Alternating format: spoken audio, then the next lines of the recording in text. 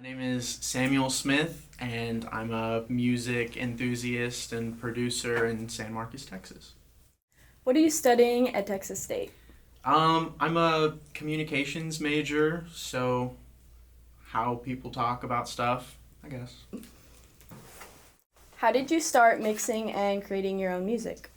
I started making my own music a little bit after high school on GarageBand on the iPhone, and I slowly worked my way up to GarageBand on the computer, and then Logic Pro, and that's where I decided to start mixing because I wanted to make my own music, I guess. What are some of your musical influences? Um, right now, my biggest influence is, I think, Tom C. Bumps.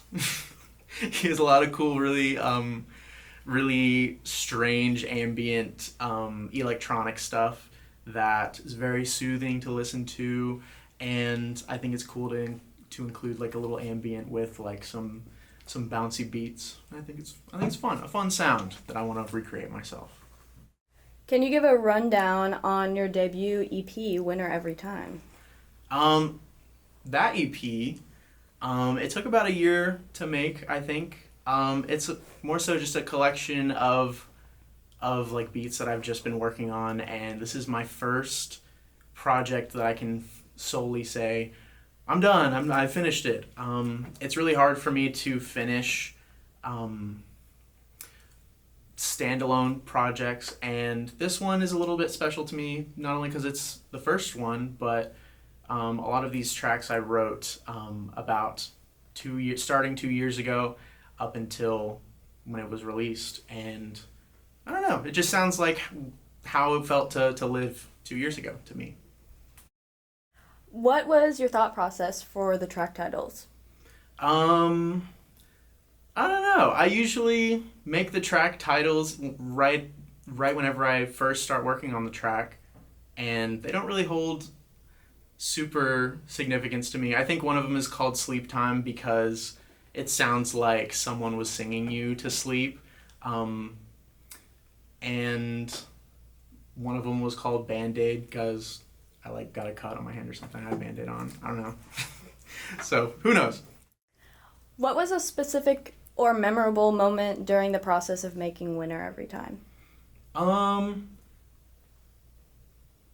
I think a memorable moment happened right at the very end where we actually took some pictures for the release of the EP, and I didn't know what I was going to title the project until that night because where we took those pictures was at a laundromat, and really cool pictures done by my good buddy St. John.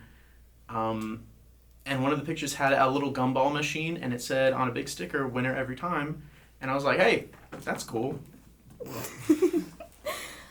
How do you balance school with composing music for Lady Luck and your own projects? Um, that's a tough one. It's usually one or the other. Um, if I focus too much on mixing stuff for Lady Luck, then I kind of neglect the school part, and the vice versa. But this summer, I've been able to have a good time to a lot of time to myself to mix the actual single we released, Hazel, but also like our upcoming EP. So yeah, whenever you find time, that's whenever the mixing happens. You've started DJing at some local shows recently. Do you have a favorite performance or venue that you've DJed at so far? Um, I think my favorite performance so far has been at one of our local house show venues called the Funny Shack. Um, that one was interesting to me because it felt like a boiler room kind of setting, but they put me on this little tiny little table in the center of the room with like a big throne that I sat on, and I couldn't see anybody like crowding around me because I was so close to the floor. But it was a fun energy, and it was fun. It was a fun time. Do you have any plans for your next project? Um, I have a big folder full of songs in progress that I'm currently like sifting through to see like which ones sound like they would fit together to make a cool part two to not a part two to Winter Every Time, but another similar kind of vibe where it's just like a bunch of songs. All right, that is all I have. Thank you, Sammy. You're welcome. Okay.